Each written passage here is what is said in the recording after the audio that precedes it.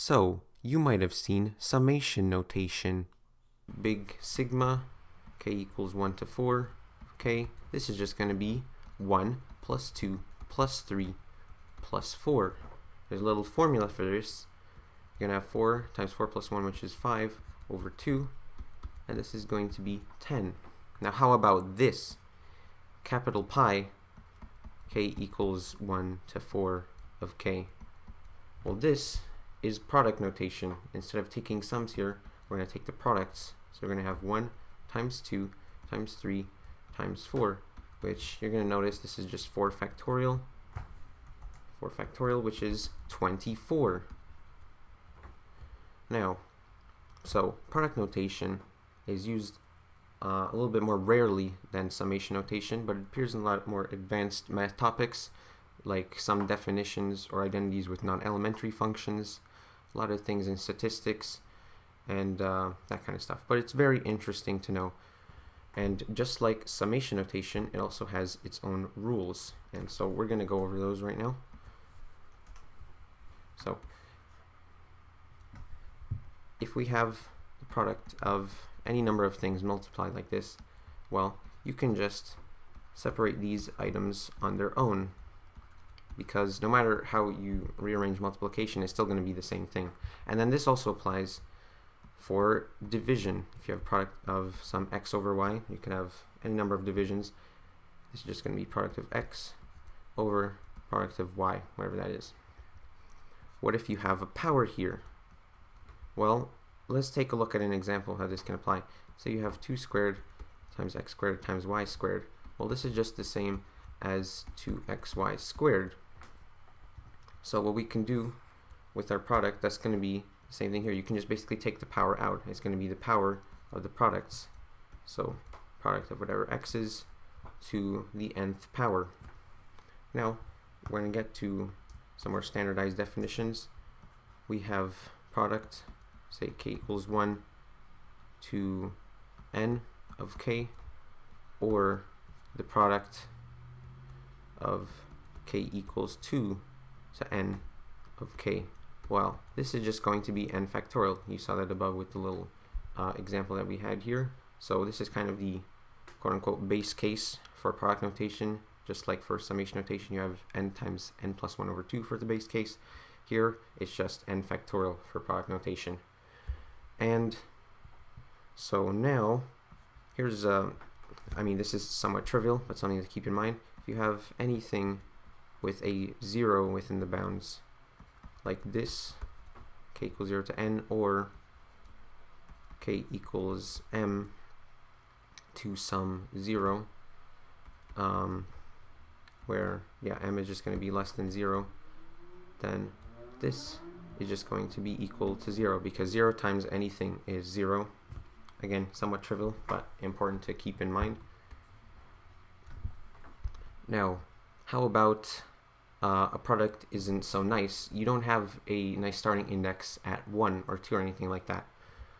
If we have product from k equals m to n, well, you may know that for summation notation, you can basically reset the indices of something like this, where if it doesn't start at 1, you can reset the indices from k equals 1 to n minus the sum of k equals 1, put that k there, I almost forgot that, to m minus 1. And it's a very, very similar structure, or like kind of method for product notation. For product notation, you're going to start, so product of k equals 1 to n of k. Now, in the summation, basically, you would have addition, and its inverse is subtraction. Here for multiplication, the inverse is division. So we're going to divide by the product k equals 1 to m minus 1 of k. So pretty much the same thing here. You just have the different kind of product principles.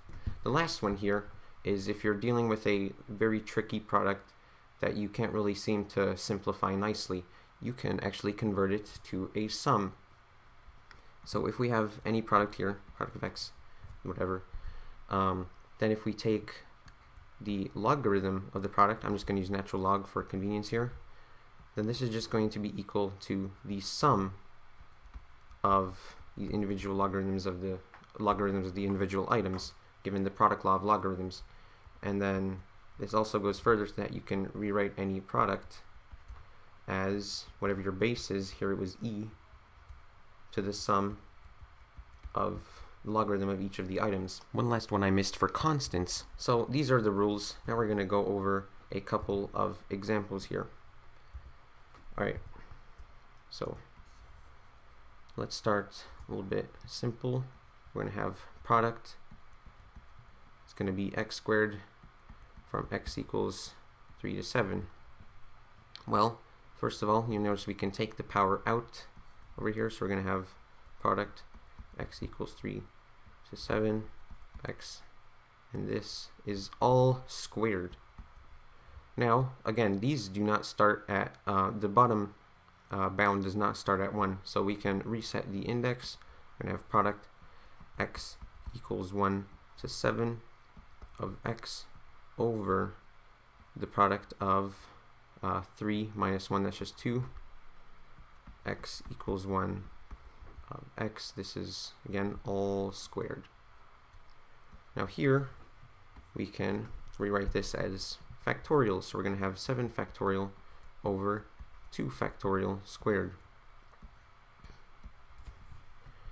Now we can basically expand these factorials if we want. We have 7 times 6 times 5 times 4 times 3 times 2 factorial all over 2 factorial. And this is once again squared. Now over here, these guys are going to cancel out. So we are just going to have 7 times 6 times 5 times 4 times 3 squared. That is going to be 520 squared, and then it's going to be a big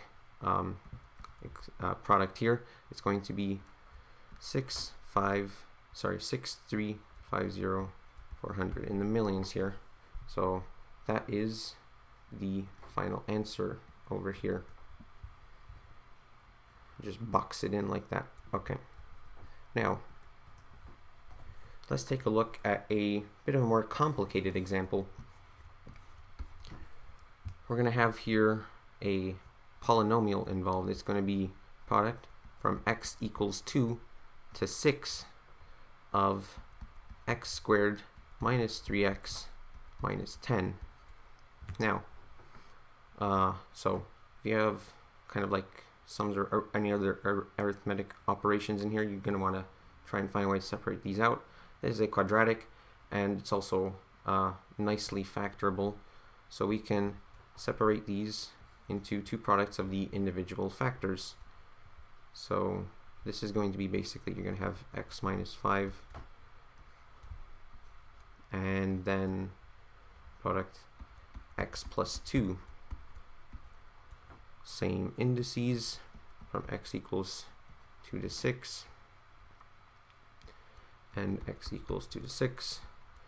Now from here, technically, if you have simple kind of sums in between like this, you can, there's a sort of way to explain to a certain kind of unit polynomial, but that's quite complicated. What we're going to do here is just change it to summation. So I'm already going to put this to exponential. So here, use natural log again. You're going to have e to the sum x equals 2 to 6 of natural log x minus 5, and then plus this sum, again x equals 2 to 6 of the natural log of x plus 2. Now, with these guys, their indices are quite small. We're going to have to kind of calculate them manually. But here, what you're going to have is e to the natural log of 0, and then plus here, 2 plus 2, that's going to be 4 to 8. So 4 to 8 all multiplied, that's going to be natural log of 6, 7, 20. Now over here, we have to consider this log of 0 as a limit. So if we're going to have ln of 0 plus, right, because we're not considering a complex definition here.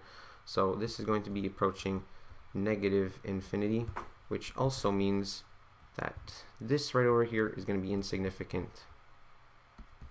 Now we're going to have basically e to the negative infinity, which is just 1 over e to the infinity. Now this bottom denominator over here is going to go towards infinity. So basically you're going to have 1 over infinity, which is going to approach 0.